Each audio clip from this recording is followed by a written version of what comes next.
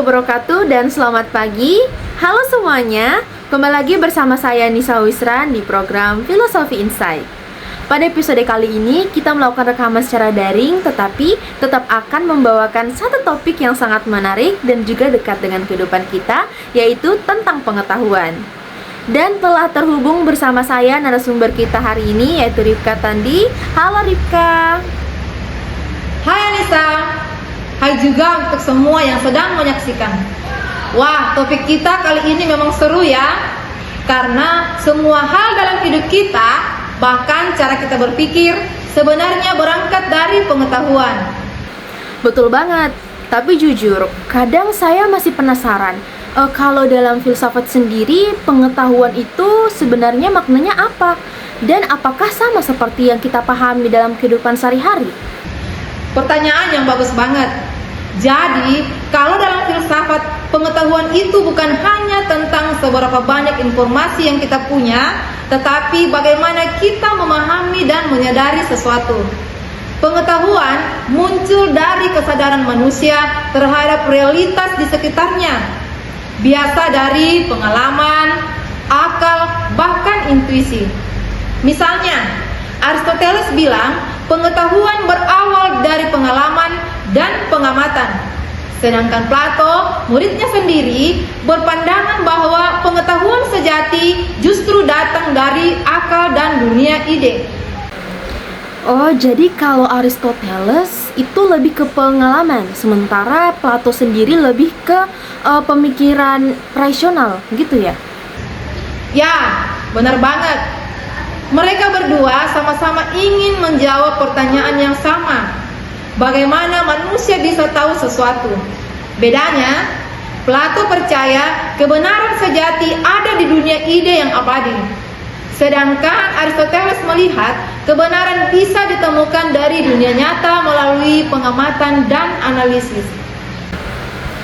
Saya pernah dengar kalau Plato itu membagi pengetahuan ke dalam beberapa tingkatan ya. Mungkin Ibu Rifka bisa jelaskan tingkatan tersebut? Nah, menurut Plato, manusia mengenal dunia lewat 4 tingkatan pengetahuan. Yang pertama disebut eikasia, yaitu pengetahuan yang muncul dari bayangan atau imajinasi sesuatu yang belum tentu benar. Contohnya, waktu kita kecil, kita mengira bahwa bayangan di dinding itu adalah hantu, padahal cuma pantulan cahaya. Yang kedua adalah pistis, yaitu pengetahuan yang berdasarkan keyakinan terhadap hal-hal yang bisa dilihat atau dirasakan. Misalnya, kita percaya air bisa memadamkan api karena kita pernah melihatnya langsung. Tingkat berikutnya adalah dianoia, yaitu pengetahuan yang diperoleh lewat penelaran dan berpikir logis.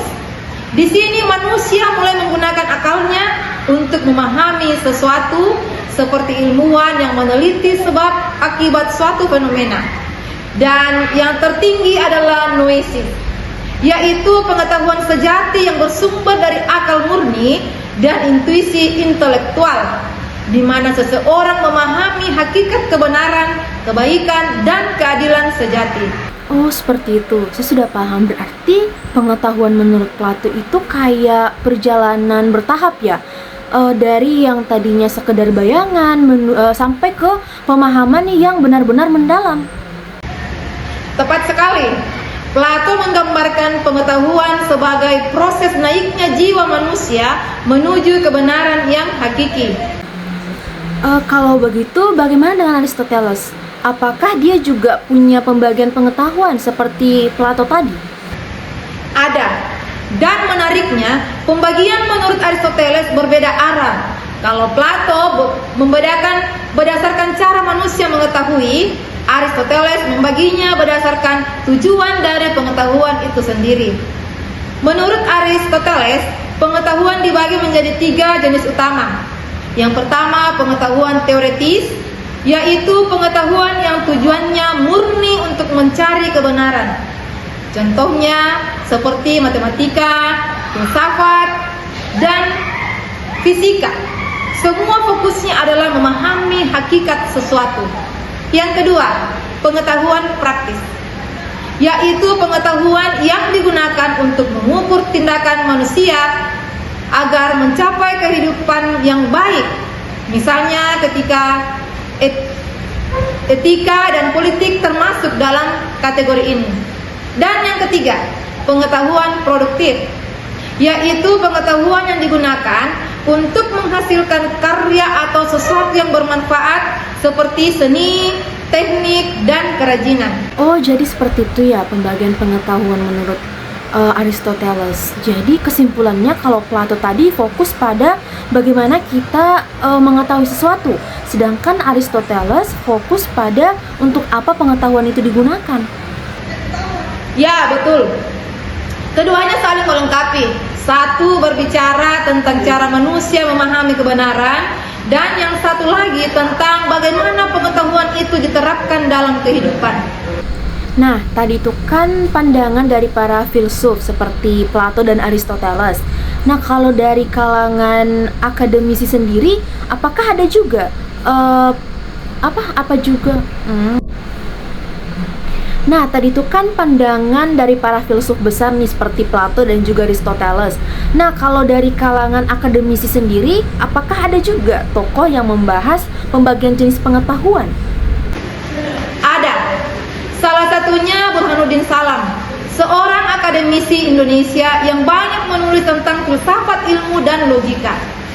Beliau menjelaskan bahwa pengetahuan manusia bisa dibedakan menjadi 4 jenis, yaitu yang pertama, pengetahuan biasa. Pengetahuan yang kita peroleh dari pengalaman sehari-hari tanpa metode ilmiah. Contohnya, kita tahu hujan membuat basah karena kita mengalaminya langsung.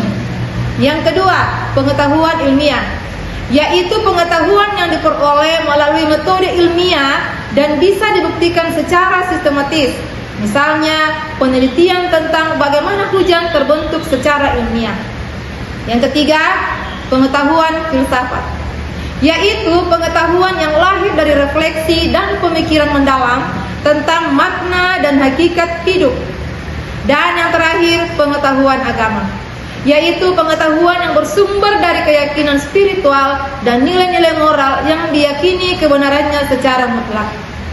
Oh, seperti itu. Selain dari pembagian pengetahuan menurut Plato dan juga Aristoteles, ternyata dari sisi akademik juga punya pembagian yang sangat menarik ya. Jadi bisa dibilang bahwa manusia itu tahu sesuatu melalui banyak cara, dari pengalaman, logika, renungan, sampai pada keyakinan. Ya, betul banget. Semua itu bagian dari upaya manusia memahami realitas secara menyeluruh. Bukan hanya dengan pikiran, tapi juga dengan hati dan pengalamannya dalam hidup. Masya Allah, sangat bersyukur sekali pembahasan hari ini tuh benar-benar membuka pikiran. Dari Plato, Aristoteles, sampai dengan Burhanuddin Salam tadi, kita belajar bahwa pengetahuan itu luas sekali, melalui dari cara kita berpikir sampai dengan tujuan kita mencari kebenaran. Ya, benar. Pengetahuan bukan cuma soal tahu sesuatu, tetapi juga tentang bagaimana kita memahami dan memaknai hidup melalui proses berpikir dan pengalaman. Baiklah, terima kasih banyak kepada Ibu Ripka yang sudah meluangkan waktunya untuk bergabung secara daring dan juga berbagi pemikiran kepada kita semua hari ini tentang pengetahuan. Sama-sama Nisa, senang bisa berdiskusi meskipun dari tempat yang berbeda ya. Bye-bye Nisa. Dan terima kasih juga untuk semua teman-teman yang sudah menyimak episode kita kali ini. Dan sampai jumpa di episode selanjutnya dengan topik yang pastinya tidak kalah menarik. Wabillahi taufiq wa hidayah. Wassalamualaikum warahmatullahi wabarakatuh. See you.